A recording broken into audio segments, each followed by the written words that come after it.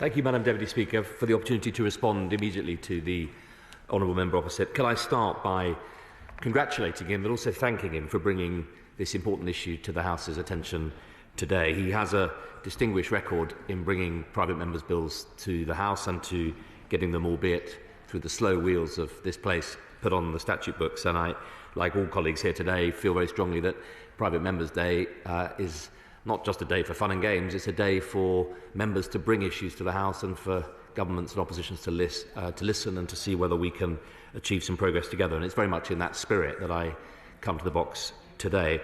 I would just like to put on record my apologies to the Wyndham Disabilities Group, who I was supposed to be meeting in my constituency today. I'm sure they'll understand that this issue goes to the heart of many of the challenges that they face as well. The Honourable Gentleman's bill seeks to tackle some very important issues faced by those suffering from terminal illnesses, many of whom really want to be able to work as fulfilling and purposeful lives in the workplace for as long as they possibly can and experience real difficulties. And I want to join him in paying tribute to Jackie Woodcock, whose campaign and whose story has driven and inspired such a campaign. And I wanted just to put on record my own experience. My dear childhood friend Charlie Williams, who died of a brain cancer, a brain tumour a few years ago, and I watched this incredibly fit young man cut down in the prime of his life and saw through him many of the issues that this campaign is highlighting.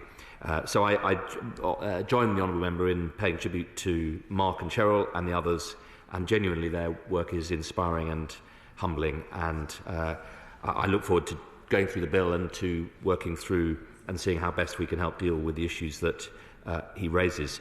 As Minister for Research, and I'm in some sense standing in today for my right honourable friend, the Minister for Small Business in the Department of Business.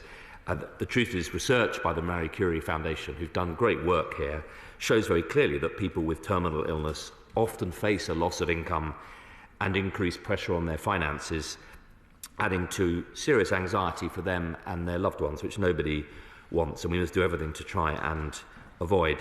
1 in 4 people each year who need palliative care actually miss out on their entitlements because their needs aren't properly recognised and they're not referred onto the right services. And I know that to tackle that issue, the Marie Curie campaign is calling for a change in the way those care services are provided, and I know colleagues in the Department of Health and Social Care are very aware and working on that, albeit the wider pressures on the health system, particularly this winter post-pandemic.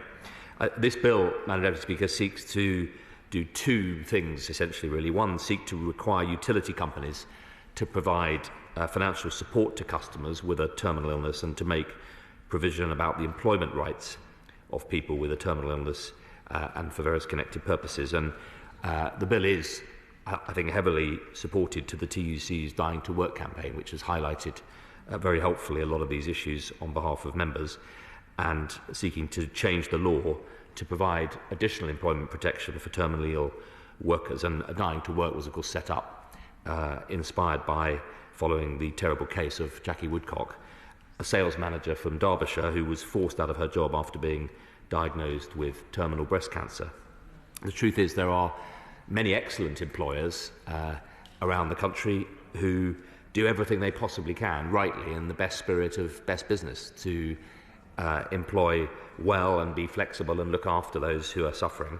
But there are also bad employers who don't fulfil their responsibilities properly, as we heard in the previous debate. And of course, the government faces the classic problem of how to encourage good practice and clamp down on bad practice, and how to identify the difference. And it was interesting to me that in preparing for this debate, when I asked for the data, being the Minister for Research, you won't be surprised, I was keen to see the data. There is, as ever, a lack of data, actually, hard data on how many people are suffering where, when, and where the real gaps and problems are. But let me just start by being very clear that everyone in this government, and I think in this House, absolutely agrees that we all must fulfil our duties of care to the most vulnerable in our society, and that is precisely what this bill seeks to do. My duty, obviously, as Minister is to make sure that the measures in it are implementable and to work with the Honourable Member to get that right. Something he's very aware of, having done this before with his excellent smoking ban on smoking in cars with children. So let me just start by saying I'll deal with the energy points and then the employment points. The bill on energy, we recognise in the government that this is a hugely difficult time for people all around the country, particularly for energy customers facing hugely higher bills as a result of both the shutdown and restart of the economy after the pandemic, but particularly the Ukraine war and the appalling invasion of Ukraine by Russia. And that's why, even prior to the energy price guarantee, the government announced £37 billion worth of additional support last spring to help consumers with the impacts of the unprecedented global gas price increase. 8 million of the most vulnerable households will see up to £1,200 of extra support in instalments across this autumn and winter. And that's on top of the £400 energy bill support scheme that households are already benefiting from between October and March. The government's energy price guarantee will save a typical British household around £900 this winter. And let me turn particularly to the warm home discount, which the Honourable Member particularly focused on. It's been in place since 2011. It has provided over £3.3 billion of total assistance to low-income and vulnerable households across Great Britain. We've extended that scheme until 2026 and expanded the spending envelope from around £350 million to £523 million per year. That figure will rise with inflation. And as a result, an extra 800,000 low-income households will receive rebates of £150 off their energy bill. Indeed, households have already started receiving those rebates from their energy suppliers. As before, we will provide rebates to around 1 million households where someone is in receipt of pension credit guarantee, and these households are more likely to spend more time inside their homes and require higher temperatures and be more vulnerable to cold. Furthermore, under reforms we've introduced in England and Wales to improve targeting, around 560,000 more households in fuel poverty will receive rebates, and around 160,000 more households with a long-term illness or disability will benefit each winter. So I hope the Honourable Member, and I can see him nodding, he knows that we're trying to get the right money to the right people. Incidentally, the reforms in England and Wales have resulted, Madam Speaker, from use of innovative data matching between the government and the obligated energy suppliers, data matching enabled by the Digital Economy Act powers to help people in fuel poverty. So this is an example of good legislation working. We've identified eligible households based on two key criteria: those on means-tested benefits or tax credits below a specific income, and secondly, those who live in a home with a high energy cost threshold. And we've used the age, size and type of property to estimate its relative heating costs. And as a result of those reforms, most eligible households will not have to take any action to receive the rebate. They'll receive a government letter explaining the scheme and will have their accounts automatically credited by their energy supplier. Yes, I'll happily give way. I thank my honourable friend for giving way, and he's quite rightly outlining the support that the government has given to people, as well as acknowledging, as the honourable member for Stockton North has done, that not all people who are terminally are getting the right services at the right time. Will he take this opportunity to agree with me that the hospice sector, in particular the Mountbatten Hospice in my constituency, and hospices that provide services across all of the United Kingdom, are a key player in making sure that people receive the services that they need, but absolutely also direct them and can be part of the solution in directing them to some of the support that they need when it comes to the cost of living crisis and the services that they need? Yes, my honourable friend makes an excellent point on behalf of the hospice sector and Macmillan particularly, and Mountbatten Hospice. The hospice sector are absolutely key, not just in the care they provide, but also in the support they provide to citizens at the most vulnerable time in their life. And I join him in paying tribute to them. And indeed, I'll come on to highlight some of the ways in which the reason I mentioned Macmillan, they've done some very interesting work on energy in particular. Customers on prepayment meters may receive a top-up voucher, and all payment types benefit as long as they have an account with a participating energy supplier. For eligible households where there is no data, we're unable to match. They receive a government letter by mid-January asking them to call a helpline and verify their eligibility. So we're doing everything we can to try and reach out. That helpline opened on the 14th of November and has already started processing customers. The Warm Home Discount provides further help beyond that £150 rebate under the industry initiatives element of the scheme, worth over 40 million this year. Several 100,000 households receive help such as debt write-off, energy efficiency measures, financial assistance and benefit entitlement checks. And all households helped under this element of the Warm Home Discount also receive energy saving advice. Charities and businesses specialising in these services can offer genuinely life-changing packages, and we encourage everyone to pursue them. Low-income and vulnerable households, including those with a terminal illness, may be able to benefit under industry initiatives, even if they're not eligible for the £150 rebate. Indeed, under those industry initiatives, energy suppliers have worked with charities, including Macmillan Cancer Support, to provide help, particular help to people diagnosed with cancer.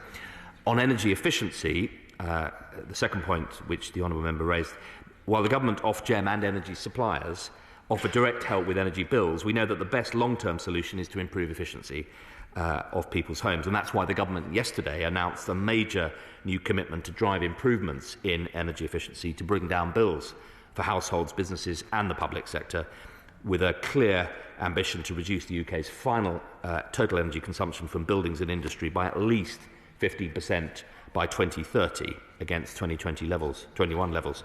And to achieve this, a new energy efficiency task force will be charged with accelerating the delivery of energy efficiency across the economy, and new government funding worth £6 billion will be made available from 25 to 28. That's in addition to the £6.6 billion committed to over this Parliament, of which just over half has already been allocated to significantly improve the least efficient energy homes through our social housing decarbonisation fund, the Home Upgrade Grant and the Local Authority Delivery Scheme. So I hope the Honourable Member can see we're trying again to focus that money on that most vulnerable cohort that he's spoken for. Homes receiving energy efficiency measures under those schemes will benefit from average bill savings of between £300 and £700 a year, based on an energy bill of an average energy bill of £2,500. Turning to the energy company obligation, which is also a specific part of the Honourable Member's bill, the ECO, as it's known, is a regulation on larger energy suppliers to deliver energy bill savings through the installation of energy efficiency measures. And since the scheme started in 2013, around 3.5 million energy efficiency measures have been installed in around 2.4 million homes across Great Britain. And that means almost just under 10% of British households have lower energy bills as a direct result of ECO. And this year, the government extended the scheme until March 26 and increased the spending envelope from around 640 million to £1 billion a year. And that's focused on low-income and vulnerable households living in the least energy efficient homes. And households can benefit either through means-tested benefits or, if they're social housing tenants, or identified as low-income and vulnerable by their local authority or energy supplier. And that last element is known as EcoFlex. Energy suppliers can meet up to half of their overall obligation through EcoFlex, which is focused on private tenure housing. Under the current iteration, we've introduced a route which is intended to specifically help households experiencing severe health issues, and that's both mental health and physical disability, including terminal illness-related disabilities. Households who receive energy efficiency measures under ECO will typically save around £600 a year. There are organisations helping low-income households who offer help under EcoFlex and Warm Home Discount, and the government recently announced that we'll be expanding this support further with a supplementary Eco Plus scheme, and that's worth a total of £1 billion from 2023 to March 26, and will allow a broader set of households to benefit. And we plan to publish a consultation on the detailed proposals later this month. Turning finally to the employment rights section, Madam Deputy Speaker, of the Honourable Gentleman's Bill, which is the final substantive clause, that the government strongly expects and encourages, and let me take this opportunity at the dispatch box to make this very clear as a Minister in the Department of Business, we strongly expect and encourage all employers to treat people in this situation with the care, sensitivity and compassion which we would all expect people we know to be treated with. And being a good employer, being a good business means exactly that. And people suffering from a terminal illness should not have to face any additional burdens as a result of their employment. not least fearing for their job at a time when they're also dealing with the very hardest illnesses and having to make plans for the end of their life. The government fully supports the objective of enabling employees with life-threatening conditions to continue working for as long as possible. And I know the Honourable Member has been a great champion of this. Many people on diagnosis, one of the things they feel most strongly about is they want to be able to carry on living their life for as long as they possibly can. And we owe it to them to make that possible. The 2010 Equality Act provides that workers who are disabled due to chronic diseases or conditions are fully protected from any discriminatory treatment by their employers. And in the overwhelming majority of cases, someone with a terminal illness will meet the definition for being disabled under the Act.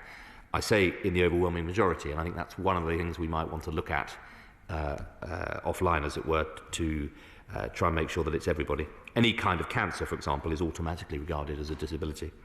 Under employment law, a qualifying employee who is unfairly dismissed or forced to resign from a job because of a terminal illness may bring a claim of unfair dismissal against their employer.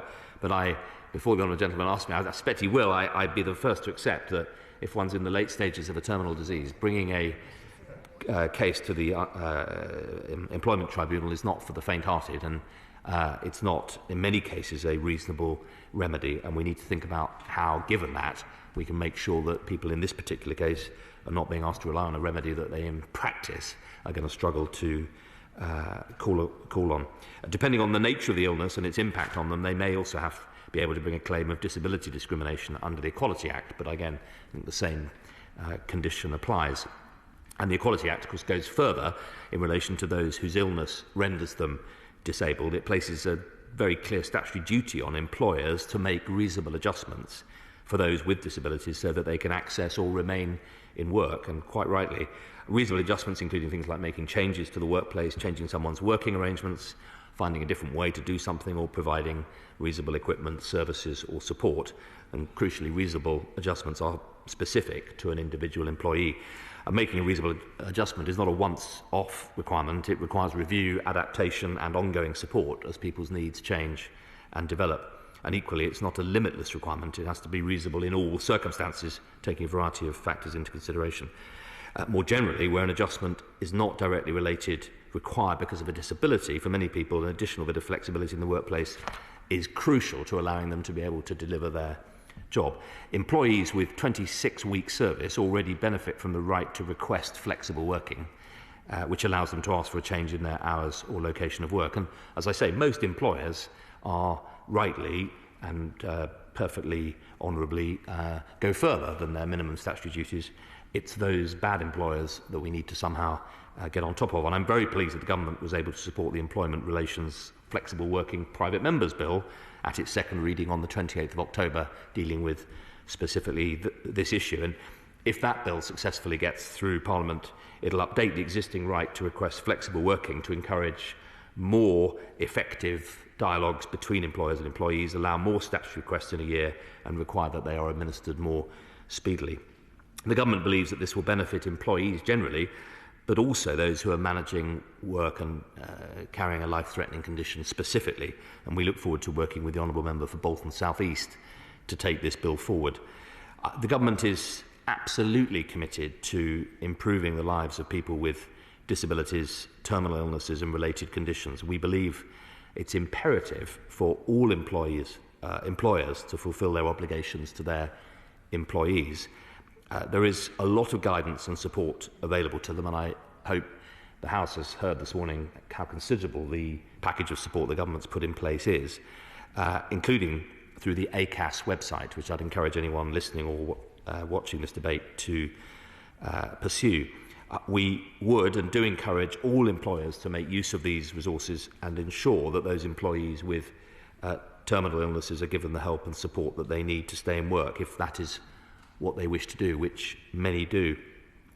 Having gone through the bill carefully with officials in the department, we would obviously need to go through it with officials in the Department of Work and Pensions and the Department of Health and Social Care. And whilst I'm aware that this is actually a lead in my department by the Minister for Small Business, what I'd like to suggest to the Honourable Member is that we convene a group of the key ministers in Department of Business, Department of DWP and DHSC, to look in particular at the specific groups who are not able to receive their entitlements, which I think is the point that he's really making, that there are many people who have entitlements but they're just not getting them, and to make sure in particular that those good employers who are trying to do the right thing are able to work well with through universal credit to provide a mixture of private employer support and UC support, and also to work out how we can make sure that this system, and I think everyone in the House today can hear the